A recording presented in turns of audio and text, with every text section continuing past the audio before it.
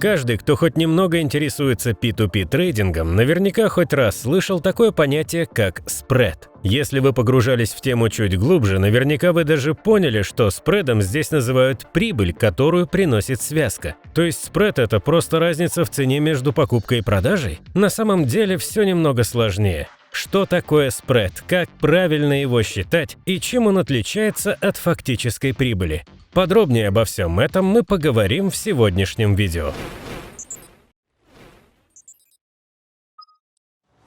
Всем привет! Вы на канале Сатошкин, где мы рассказываем все самое важное и интересное из мира криптовалюты и P2P трейдинга. Если вы здесь впервые, советуем подписаться на этот канал, а также на наши социальные сети, чтобы ничего не пропустить. Все ссылки находятся в описании под этим видео. Поехали!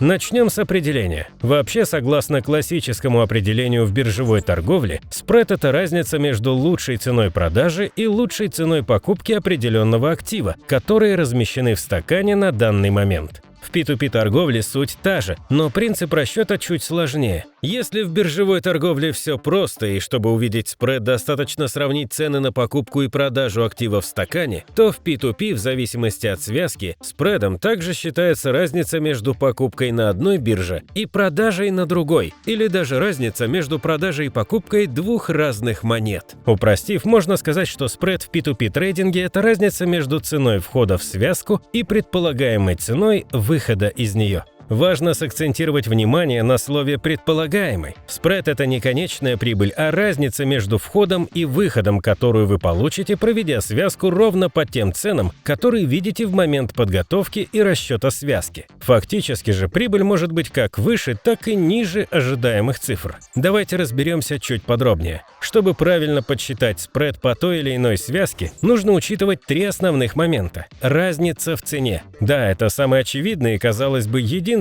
момент, который нужно учитывать. То есть купил в одном месте за 64.20, могу продать в другом месте за 65.30. Спред рубль 10 или чуть больше 1,5%. Но это далеко не все. Второй момент, который нужно учитывать, это комиссия P2P площадок. Она отличается от площадки к площадке, а также зависит от вашего статуса в сделке. Например, торгуя на Binance по чужим объявлениям, комиссию вы платить не будете. Однако при торговле в рублях по своим объявлениям комиссия составит 0,1% от суммы сделки. И, конечно же, чтобы правильно подсчитать спред, эту комиссию тоже нужно учитывать. Третий момент, который важно учесть – комиссии за переводы как крипты, так и фиата. Если ваша связка предполагает перевод крипты между разными площадками, стоит учитывать комиссию сети, в которой будет происходить перевод. Тоже касается и комиссии банков за фиатные переводы, которые особенно актуальны в международных связках.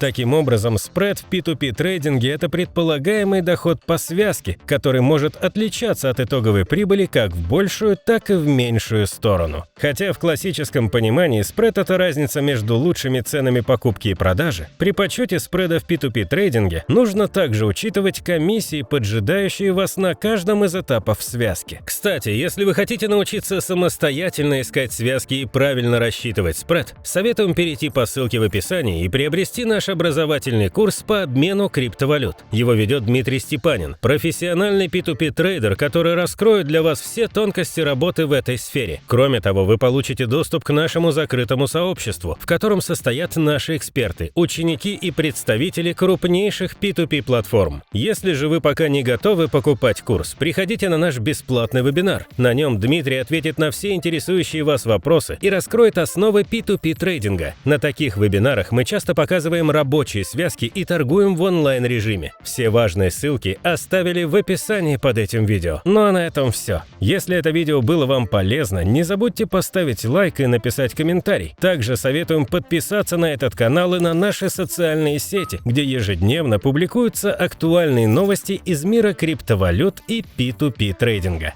Всем пока!